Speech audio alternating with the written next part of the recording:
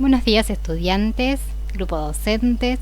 Ante todo me presento, soy la arquitecta María Sol Ponfil, que junto a Mauro Ramos somos docentes en la Comisión 2 de Construcciones 1 del Taller Arroba.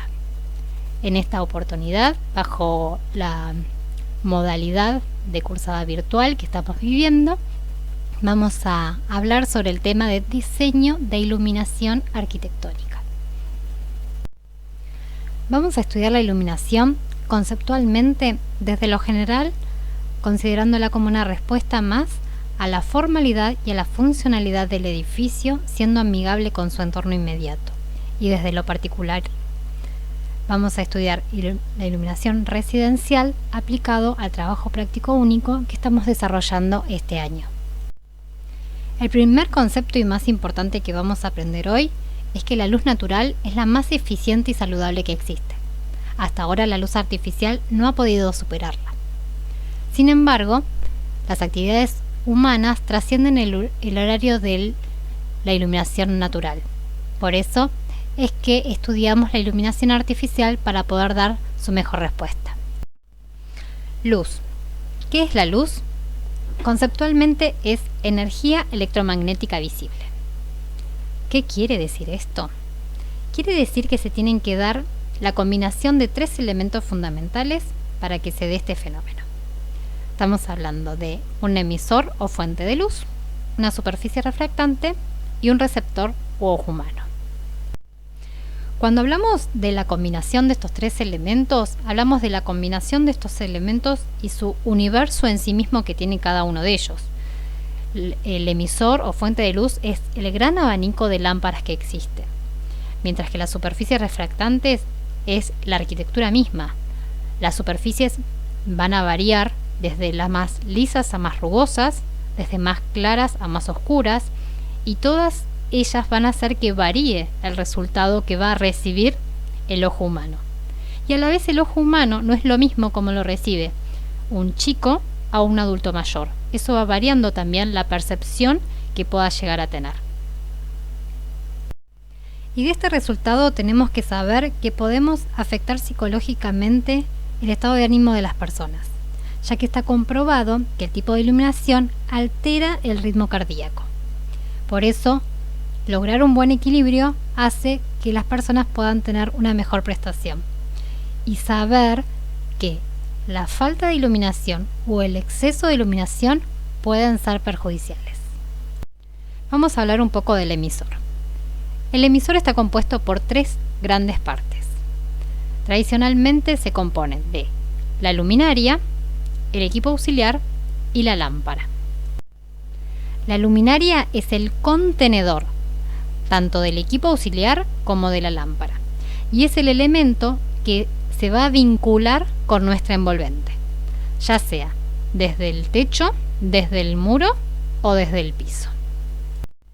Mientras que el equipo auxiliar es el transformador entre la tensión que nosotros tenemos en nuestra instalación y la necesaria para que funcione nuestra lámpara en su diversidad de tecnologías. Y por último tenemos a la lámpara, que de acuerdo a su diversidad de tamaños y diversidad de formas de emitir la luz, es que le va a dar la forma a la luminaria, y en la combinación de estos tres elementos vamos a tener la conformación de nuestro emisor de luz. Por una necesidad mundial de eficiencia energética, las lámparas evolucionan, y es así que llegan las nuevas tecnologías a través de las lámparas de LED. Lámparas que tienen componentes totalmente electrónicos y nuevas características. El más conocido es el que reduce los consumos notablemente. A la vez también reduce el tamaño. Estos elementos empiezan a ser mucho más chicos. Emiten mucho menos temperatura al ambiente y también alarga la vida útil de las lámparas. Por otro lado, el formato ya no es tres elementos que se unen en una luminaria. Tanto la lámpara como el equipo auxiliar están incorporados a la luminaria y son un único elemento. Unidad de medidas. Por un lado tenemos el lumen, que es la unidad para medir el flujo luminoso. es decir, la cantidad de luz que emite una lámpara, mientras que lux es la unidad de medida del nivel de iluminación.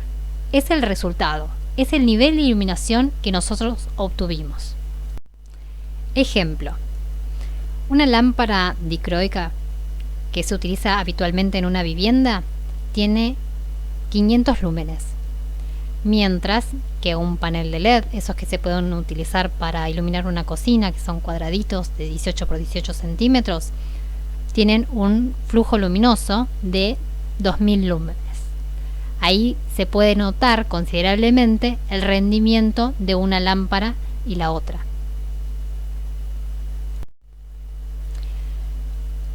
Los niveles de iluminación que necesitamos, el requerimiento en lux, podemos decir que, por ejemplo, en una vivienda residencial, un pasillo puede tener entre 50 y 100 lux, ¿sí? Mientras que en un estar comedor podemos llegar a tener entre 100 y 200 lux. Para que se den una idea, comparado con otros espacios, una oficina tiene un requerimiento de 500 lux.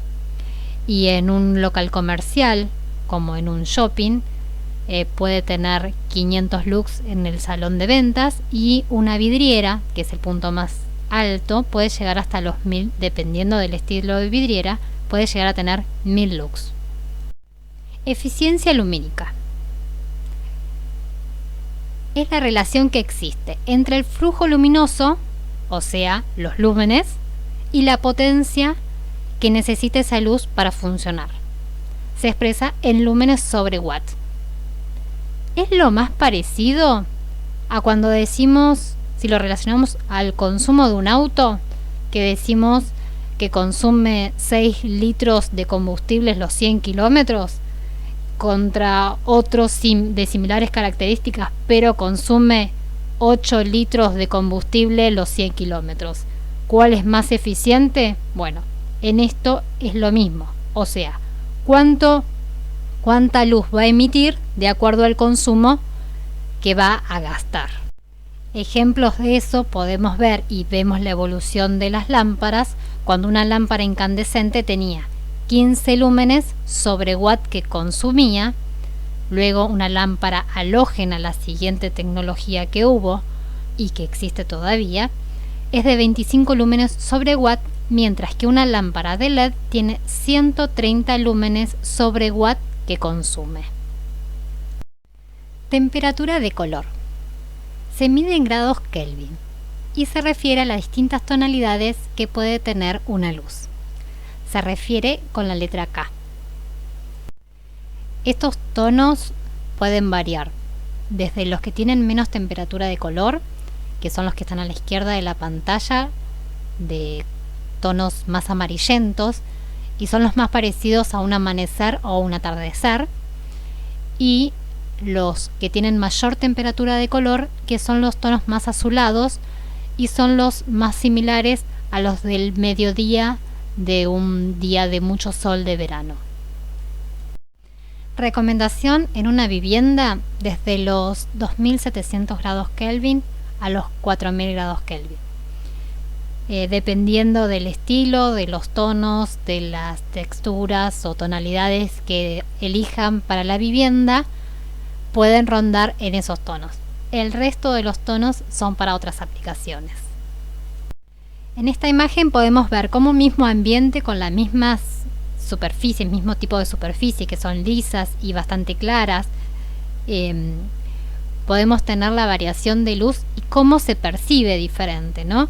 Desde los 2100 grados Kelvin, que se torna un ambiente como más clásico y mucho más cálido, a un ambiente de 6000 grados Kelvin que se torna mucho más frío y quizás como mucho más moderno. Como la percepción de un mismo ambiente iluminado con tonos distintos da un estilo bien diferente. Otro concepto que vamos a aprender hoy es el índice de reproducción cromática, que es la habilidad de la luz para revelar fehacientemente el color de los objetos. O sea, que nos va a contar la calidad que va a tener los materiales que nosotros elegimos para materializar nuestra vivienda, ¿sí?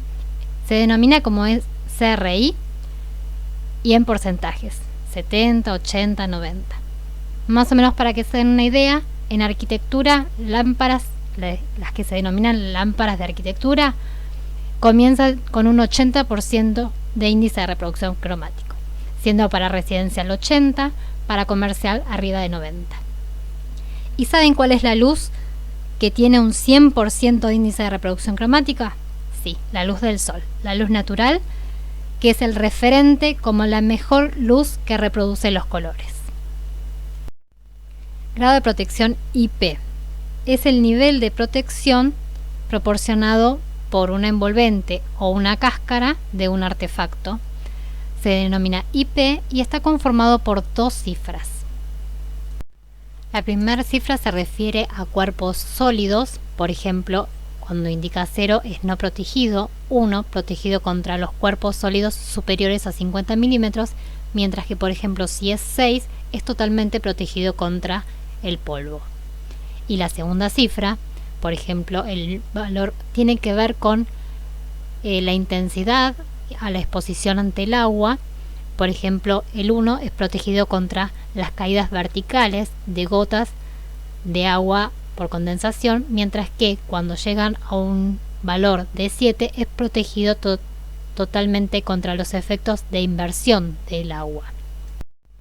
En el interior de una vivienda, los artefactos de un baño tienen que tener cierto grado de IP. En lo que es el ambiente general, tienen que ser IP44. Porque el vapor de la ducha, recordemos que sobre todo con las lámparas de LED son productos electrónicos y los afecta mucho el vapor de un ambiente, mientras que si estamos en el interior, por ejemplo de una bañadera, un hidromasaje, deberían tener artefactos con un IP68. Considerando que las luminarias de un interior que no están expuestos al vapor son de un IP20, todos los que están en el exterior tienen que tener un grado de estanqueidad de protección mucho mayor. Por ejemplo, si están debajo de una galería pueden tener un IP54, mientras los que están expuestos al agua de lluvia van a tener un IP de 65 y los que están totalmente sumergidos debajo del agua van a ser de 68.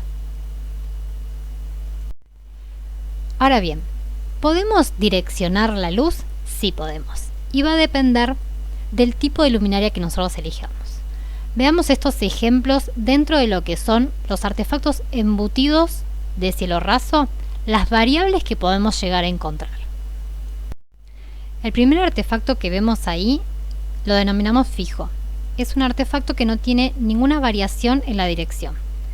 Es un aro de luz y la lámpara está ubicado en su parte inferior al ras del cielo raso. Esta segunda versión de artefacto fijo, que denominamos antideslumbrante, es una variación del primero, siendo que tampoco tiene variación en la dirección de la luz, pero sí tiene una diferencia en la posición de la lámpara. La lámpara está más arriba, está retranqueada del filo del cielo raso. Eso hace que nos brinde un confort visual, ya que no vemos el foco de la lámpara, sino que solo vemos la emisión de la luz. Esta tercera opción de un artefacto fijo se denomina asimétrico, porque también la dirección de la luz está fija, pero al estar ubicada la lámpara en una posición inclinada hacia un lado, hace que la dirección de la luz se proyecte hacia un lugar diferente del otro. Se aplica generalmente para iluminar un cuadro, un placar, ¿sí? Donde nosotros queremos iluminar un plano vertical más que el horizontal. Artefacto móvil. Este artefacto ya tiene variación en la dirección de la luz. Quiere decir que nosotros le vamos a dar la dirección girándolo sobre un eje que tiene, y eso nos va a permitir, al igual que el artefacto anterior, poder iluminar planos verticales. Cardánico. Se refiere así a un artefacto móvil como el anterior, pero va a tener doble movimiento, doble eje para girar. Entonces podemos girar varias veces el artefacto y darle mayor precisión hacia dónde queremos direccionar la luz. Este artefacto se puede utilizar en un living, pero mayormente se utiliza en locales comerciales. Codo es una versión móvil asimétrico que tiene un mayor rendimiento de la lámpara porque hace en su formato que salga toda la lámpara del aro y tenga, en combinación con la posición donde lo ubiquemos, un mayor rendimiento de la lámpara porque sale completamente para proyectar la luz.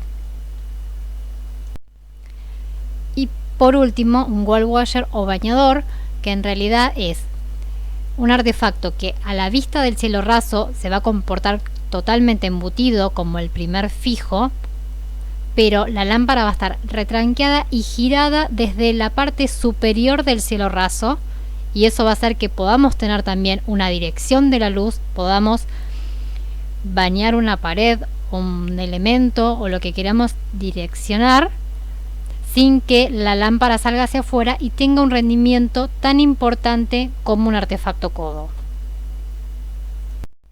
Todas estas variaciones son aplicables a todas las variaciones que vamos a ver de acuerdo a la posición que se ubica una luminaria. Dependiendo de la posición donde nosotros instalemos nuestro artefacto, vamos a elegir o a denominar de acuerdo a las características. Y estas pueden ser las siguientes.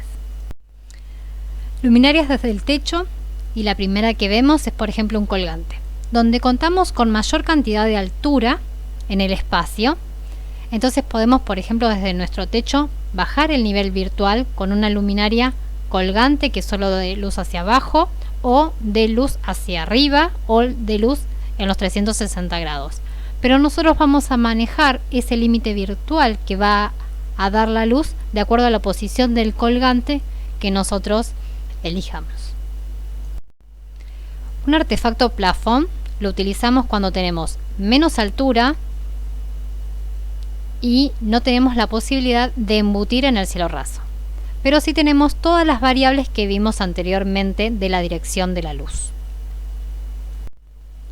Un artefacto de embutir, ya vimos anteriormente todas las variables que tenemos de la dirección de la luz y tenemos la posibilidad de embutirlo en el cielo raso incorporándolo en nuestra envolvente.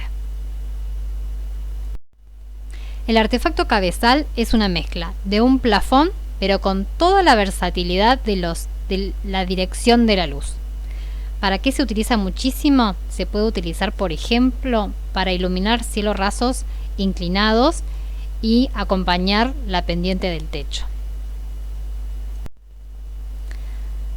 Los que denominamos lineales, en este caso materializados con cintas de LED, son los que nosotros, de acuerdo, por ejemplo, a nuestro cielo raso, podemos hacer distintos quiebres o distintas formas, distintas alturas, y podemos incorporarlo en nuestra envolvente. Va a requerir de nuestro diseño propio de cómo incorporarlos y ser parte de nuestro diseño de cielos rasos. Podemos tener opción de ubicar nuestra luminaria desde el muro, independientemente si es de la cara interior o exterior, porque hay distintas opciones de acuerdo a su grado de estanquedad, como ya vimos. Podemos tener de aplicar, también tenemos embutidos con sus distintas versiones. Volvemos a tener los cabezales tanto para interior como para exterior, donde generan su mayor cantidad de movimiento y dirección de la luz, y volvemos a tener la incorporación de artefactos lineales o cintas de LED que podemos incluir en nuestra panelería o nuestro frente de nuestra casa, también considerando el grado de estanquedad y la posición que nosotros resolvamos en nuestro detalle constructivo. Y nuestra tercera opción que vamos a tener en posición va a ser desde el piso. Vamos a tener las opciones de embutir con sus distintas versiones de tapas que controlan la salida, la emisión de luz. Vamos a tener, como serían apliques, las farolas, ¿sí?, que se aplican sobre el piso.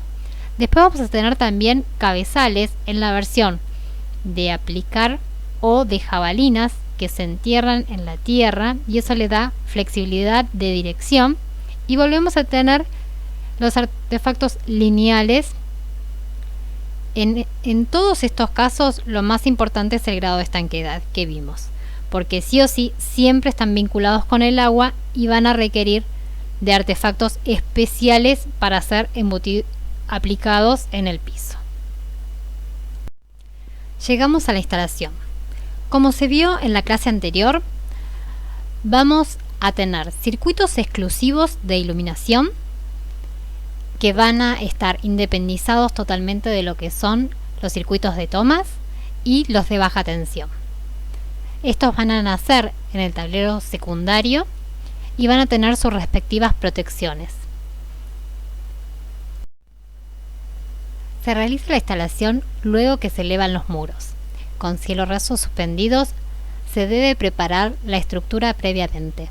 Con techos de estructura de madera a la vista, se pasan las cañerías entre la estructura. Se debe tener predeterminada la ubicación tanto de las bocas en el techo, pared y o piso, como de sus comandos.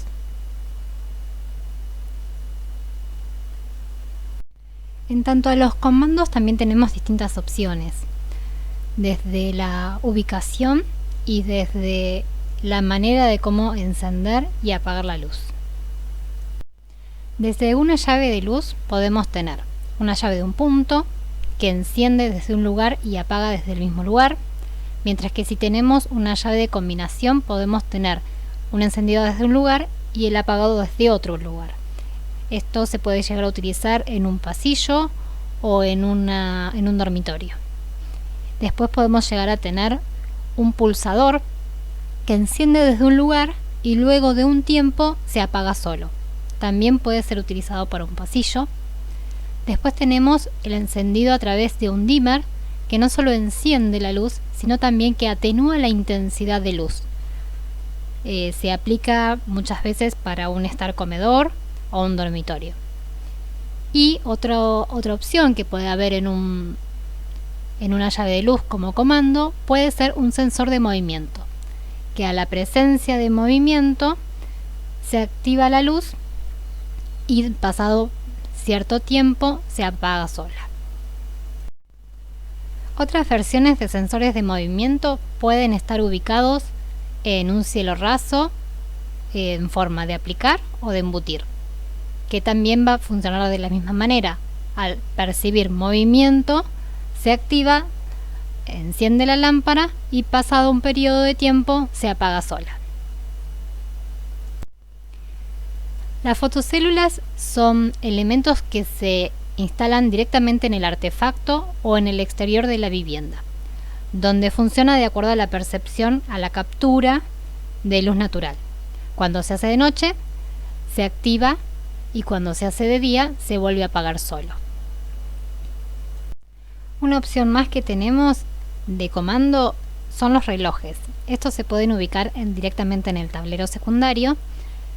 Y la manera de funcionar puede ser digital o mecánico y tiene la versatilidad que podemos agregar distintos horarios para el comando.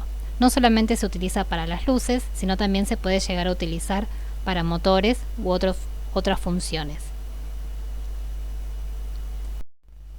Veamos las solicitaciones. En primer lugar vamos a ver la solicitación mecánica. Veamos si nosotros queremos colgar un objeto que, como vemos, tienen dimensiones y tienen pesos. Debemos ver la manera de cómo lo vamos a sujetar esta carga puntual que va a ejercer sobre nuestra estructura.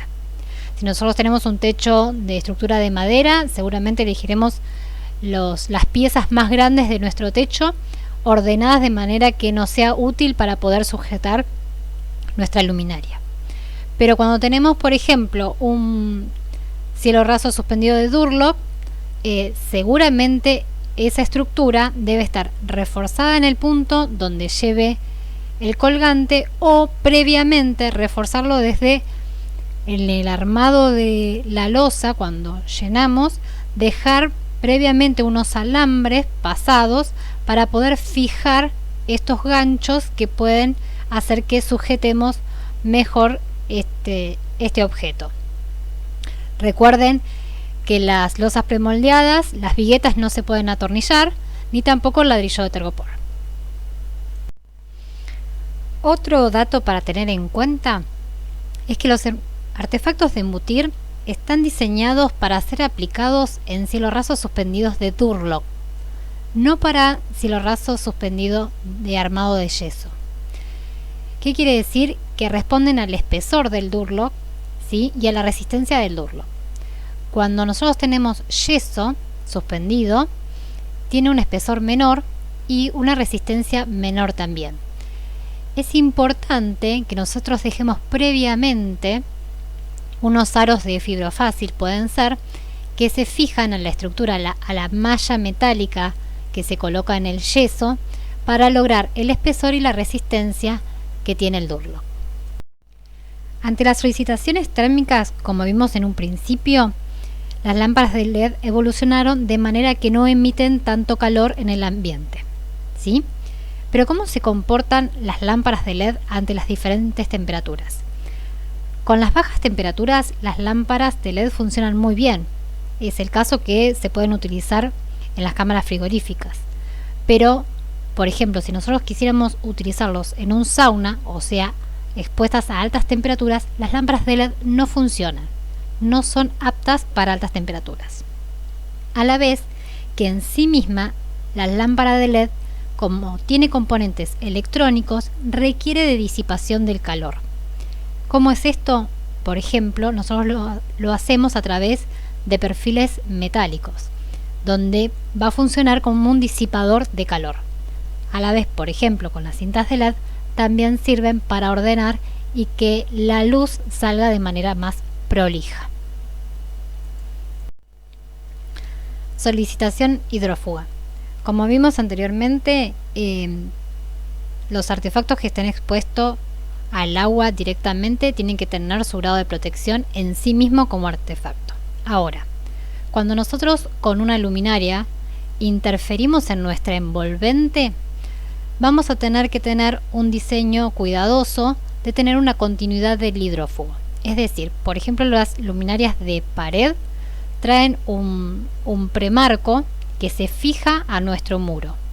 Ese muro tenemos que amurarlo con el mismo hidrófugo que le damos a todo el exterior. Y luego en sí mismo se coloca esa luminaria que va a tener su grado de estanqueidad necesario para la posición que va a tener. El caso particular de la solicitación hidrófuga se da, por ejemplo, en los embutidos de piso, en el interior de la luminaria. ¿Por qué? Porque recuerden que nosotros tenemos una lámpara que emite calor en el interior de la lámpara y tenemos que hacer que disipe. Si nosotros no disipa, ese choque que se produce en el vidrio entre el exterior, el frío del exterior, y el calor que produce la propia lámpara en el interior de esa luminaria, puede condensar y generar agua dentro de la luminaria. ¿Cómo se soluciona esto? Con un encamisado. Se deja una perforación que tiene que llegar hasta la tierra negra. Se pone un caño, ¿sí? Si nosotros tenemos un contrapiso en el exterior, debemos dejar embutido un caño que llegue directamente a la tierra. En ese caño luego vamos a colocar grava y luego vamos a colocar, va a quedar separado por aire y luego va a llegar el encamisado, que va a tener una profundidad importante ya en sí mismo para que dentro de ese espacio la lámpara pueda tener un espacio para secar el aire, secar la pequeña gota que se pueda llegar a generar y de esa manera disipar el calor hacia la tierra y no generar condensación dentro de la luminaria. En tanto a la solicitación acústica no tenemos mucho requerimiento. Lo que sí podemos mencionar es cuando hay salas de sonido, salas de música y tienen elementos de controladoras electrónicas. Recordemos que también las lámparas de LED tienen componentes electrónicos y a veces la frecuencia en la que funcionan pueden alterar unas con otras, entonces pueden interferir. Es el único comentario que podemos hacer sobre lo que tiene que ver con solicitaciones acústicas. Una nueva solicitación puede ser la solicitación de seguridad eléctrica. Debemos verificar que los artefactos que nosotros utilicemos tengan este sello que cumplen las normas de seguridad. Ahora sí, vayamos al diseño.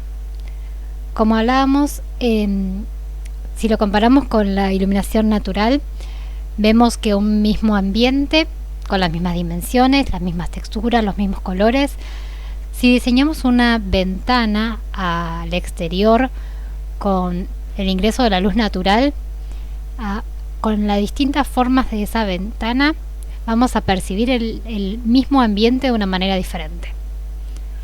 Eso lo vemos en los primeros 6 cuadros de estas imágenes.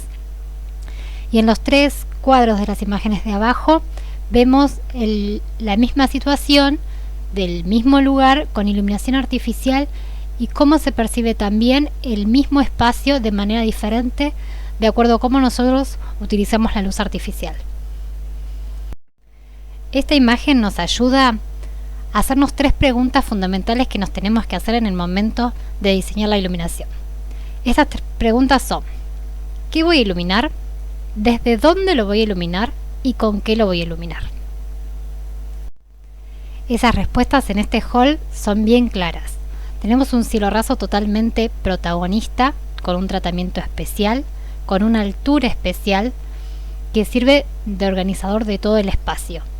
Sería muy raro tener las luminarias desde el cielo raso y no poder contarlo, no poder mostrarlo lo que el arquitecto quiso contar. Entonces se decidió iluminar el cielo raso. ¿Desde dónde? Desde el piso. Podría haber sido desde la pared, pero en este caso se iluminó desde el piso. ¿Y con qué se iluminó? Con un embutido de piso. Entonces tenemos las respuestas. ¿Qué iluminamos? El cielo raso. ¿Desde dónde lo iluminamos? Desde el piso. ¿Con qué lo iluminamos? Con un embutido de piso. Para la distribución de la iluminación debemos saber que el plano de iluminación en la municipalidad no es un requerimiento, sí es un requerimiento computarlo como bocas del plano eléctrico. ¿Sí? Este plano que vamos a desarrollar es fundamental en el momento de la ejecución de la obra.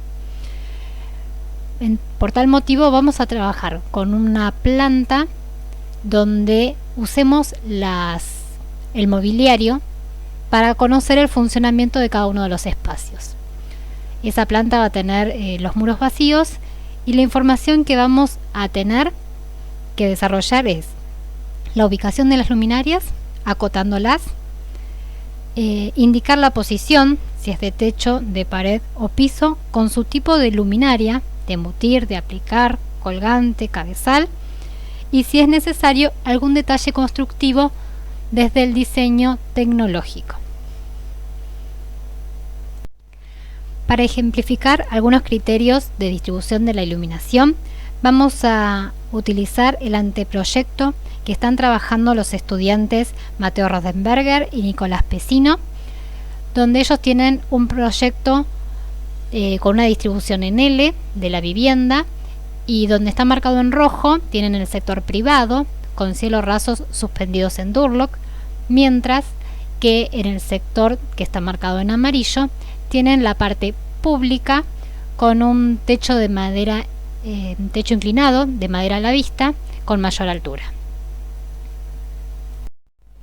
Acá vemos las imágenes de la propuesta que están planteando con la diferenciación de los cielos rasos y las distintas niveles de altura que tienen los ambientes.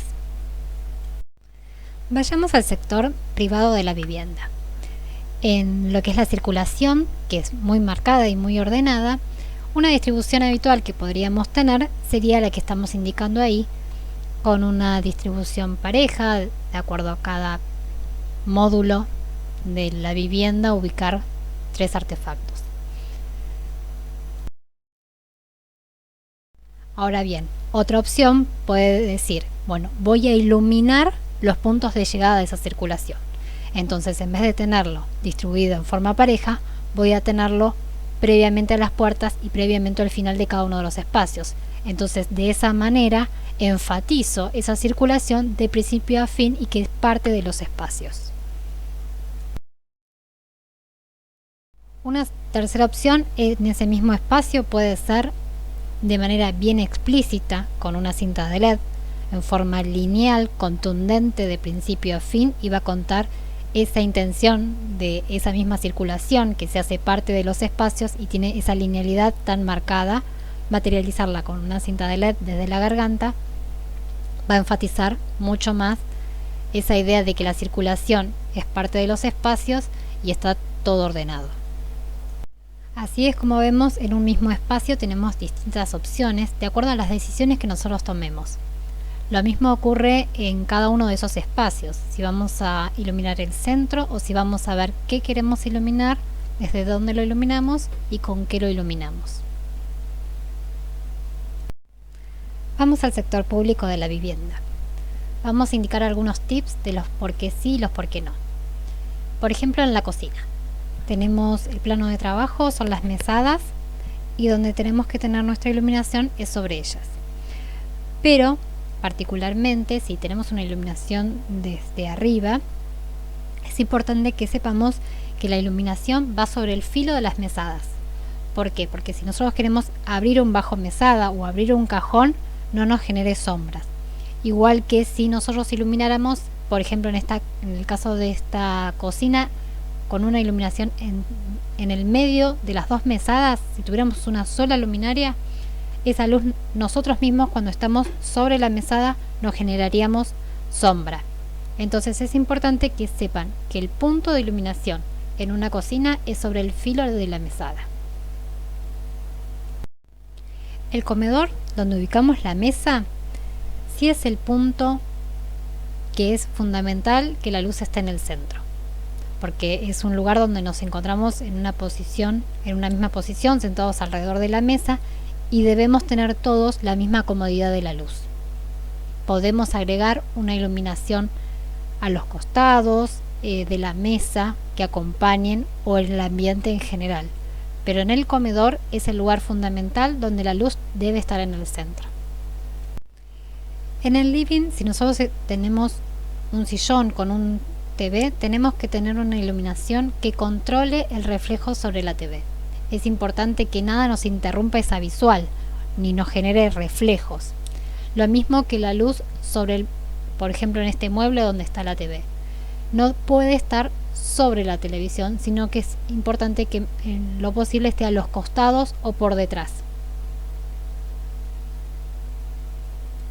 Podemos tener una iluminación perimetral de ese ambiente, ya sea desde arriba hacia abajo o desde abajo hacia arriba, iluminando el techo. Puede ser desde el piso, puede ser desde la pared, puede ser desde el techo, dependiendo de cómo queremos iluminar. Si iluminamos de abajo hacia arriba, vamos a dar mayor amplitud. Si iluminamos de arriba hacia abajo, vamos a generar un nuevo límite virtual que va a bajar ese nivel de techo. Es importante que cuando tenemos carpinterías amplias, con mucha superficie vidriada, no ubiquemos la iluminación sobre el vidrio, porque genera reflejo y no podemos ver hacia afuera. Entonces es importante que lo ubiquemos sobre los parantes y lo ordenemos con la carpintería. De esa manera es como van a ir tomando decisiones, criterios, ordenando y armando su plano de iluminación, acotando la ubicación de cada una de las luminarias, definiendo qué tipo de luminarias van a ser y desarrollando el detalle constructivo que fuera necesario. Y por último, lo que tiene que ver con iluminación exterior, lo que vamos a considerar es que nuestra fachada de nuestro edificio, que es el que queremos contar, no es una exhibición de artefactos para mostrar efectos. Lo que tenemos que hacer es contar la formalidad de nuestro edificio. Es muy importante que podamos identificar el acceso, el principio y el fin de nuestro edificio. Bien, hasta aquí la charla del diseño de iluminación arquitectónica. Espero haber generado la inquietud para que inicien un proceso propio de investigación y les agradezco por la atención. Muchas gracias.